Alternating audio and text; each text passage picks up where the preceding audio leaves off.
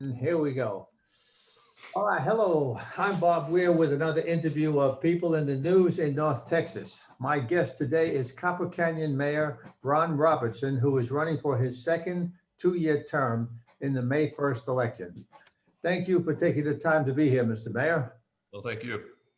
All right, let me begin by asking you to tell our viewers a little about your background in business and elective office. Well, in business, I founded and continue to run with my wife, Sylvia, Robertson Pools of North Texas. We're one of the top 25 companies in the United States. We've grown the business from absolutely nothing to 150 employees year round, 2 locations. Unfortunately, through all the COVID and all the freezing temperatures we just had, where our business has actually flourished and more than in the recent years because of all of that, and challenge to keep up with all the day-to-day operations. I also run and operate a full working cattle ranch in Central Texas, where we raise Angus cows and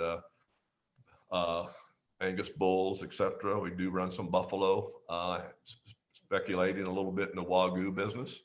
That's more of a working hobby. I got involved in politics in 1986 in Coppell, where I was appointed to the Parks Board there. And then later in 1989, got elected on the Coppell City Council, where I served there until 1997. And for 4 of those 8 years, I served as the mayor pro tem there. Relocated my home to Bartonville.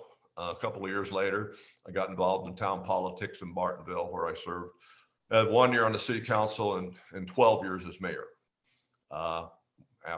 Again, moved to Copper Canyon 19 years later after moving to Bartonville. And that's where my wife and I now live. And I got involved here a couple of years ago after a group of individuals came to me and asked me to run for mayor. And I did, and I was successful. All right. All right. How about this? What are the most significant issues facing Copper Canyon going forward? I think right now is we have some large landowners that are wanting to develop some of their properties now, especially along the 407 corridor. Our challenge will be to allow the property owners to sell their property and develop, but yet have a minimal impact on our town. We're very rural. We have a lot of large acreage owners that want to keep their property rural. The developers typically want to come in and put in 3rd-acre lots, and we don't want that. We've already had that issue on the south side of our 407 corridor that took place 2 years ago, which is just now in the process of starting to build homes there, and to Toll Brothers, which is very controversial for Copper Canyon. And that's one of the reasons I got elected. So we've just completed a master plan, a new master plan that was updated from 2004, which was one of my campaign agenda items, which we completed. We are now being challenged by development to come in and do the minimum they have to develop in the town, and we want the maximum. And that's going to be the challenge for the next couple of years.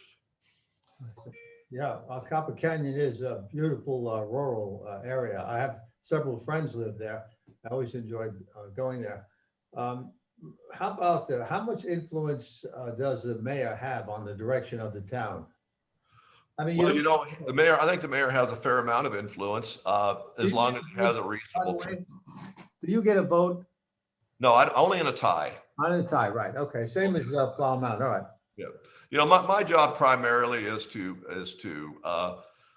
direct and lead and bring consensus to council and try to find a consensus in an issue. When you have a strong council that are reasonable, the town can do quite well.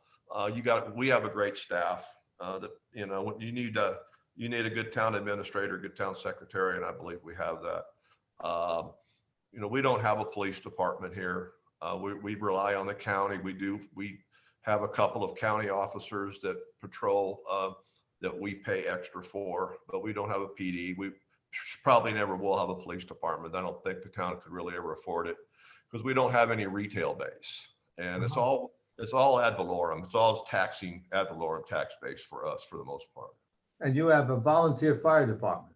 No, we're part of the ESD 1, so it's the same department that serves Bartonville, Argyle, Copper Canyon, Hickory Creek, all of that. Yeah. All right. Well, by the way, what's the population of Copper Canyon? I think we're right at 1,400 right now. And that's primarily single-family homes? It's all single families, 1-acre lots or larger. Now, the challenge that we're getting ready to be hit with is, we've got over 550 homes here currently in Copper Canyon.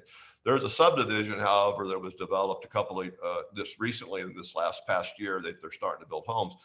That subdivision alone is over 200 homes. And so the population there can be as much as, if you've got 4 people to the household or 4 people to the household, we have somewhere between 800 and 1,000 new residents over the next 5 to 7 years. It's going to Wow, that's a big impact us. Now, I would say most of them won't know they live in Copper Canyon because they're going to be in a gated walled community off on the south side of 407 that's really, but yet it's in our town limits. So part of the concerns will be, and we're starting to see this already by a few members of council, is the fact that their concerns is that's a voting bloc that will control our town in the future. So we're challenged now with how do we just not allow that to happen and continue to manage what we have without creating problems across the highway. Yeah, so you mentioned one development that's under construction. Are there others? I mean, is there a lot of property still to be developed? There's a fair amount. We've recently approved a couple of different subdivisions that are all like 2 and 3 acres and 5 acres and 1 acres.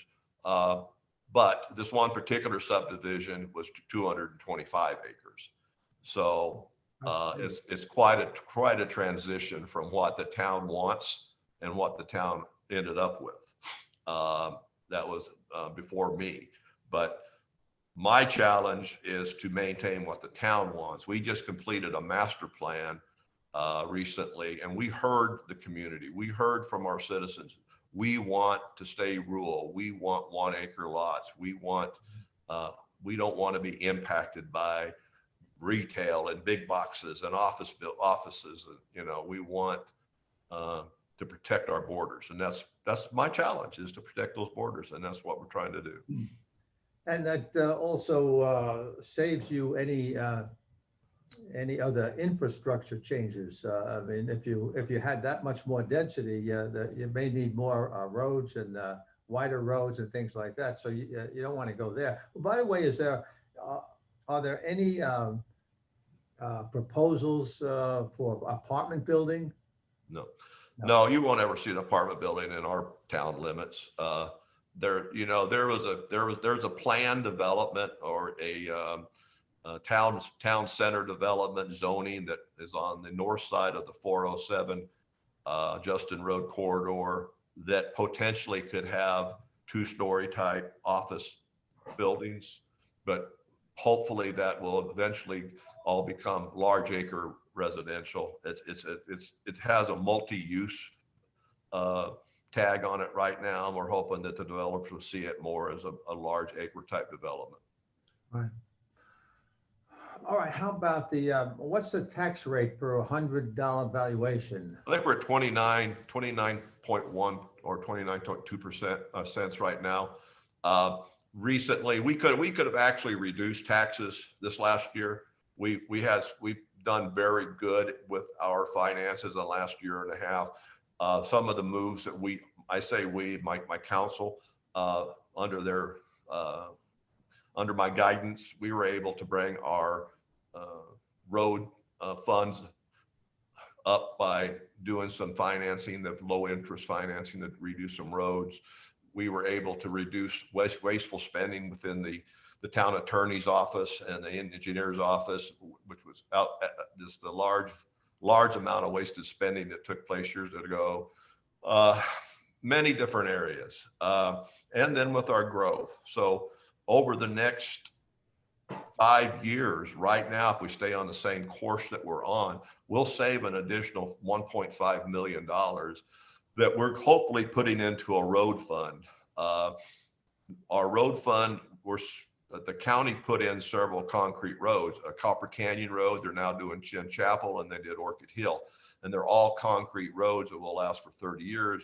But when they start to fail, it's going to take a lot of money to repair them, unlike an asphalt road. So we're trying to build those road funds. So instead of lowering taxes this last go around of 2 cents, which we could have very easily done, the council's wisdom was to let's take that money and bank it. And that probably should take place over the next few years. But I see a point where we should be able to lower our taxes. So that money kind of goes into a reserve fund? Right. It would go into a road reserve fund, basically. You know, we did some interesting things with tax notes that the town had no idea of. And I was fortunate enough to learn about it in Bartonville. So you can go out and receive a tax note for 5 to 7 years at very, very low interest rates. So we had roads that needed repair that were out 10 and 15 years in repairs, and we didn't have the cash to do it. We were able to borrow $750,000 and then an additional $500,000 at 1.78% interest rate, and which is basically free money. And we can pay that back in 5 to 7 years. So once we pay that back, we can do it again and again and again. Well, we're not hurting our operation budget, and we're able to bank the money that we would have spent. Plus, we're bringing forward the cost of concrete, the cost of asphalt, the cost of labor. All those increases go up over a 10-year period. Well, we're bringing it all forward. So incidentally, what is the size of the town budget? We're just a little over $1 million right now. We're about 1.2. Not really. So if you can save 1.5 million on a $1.2 million budget over 5 years, you're doing a pretty good job. Yeah. How about the town's bond rating?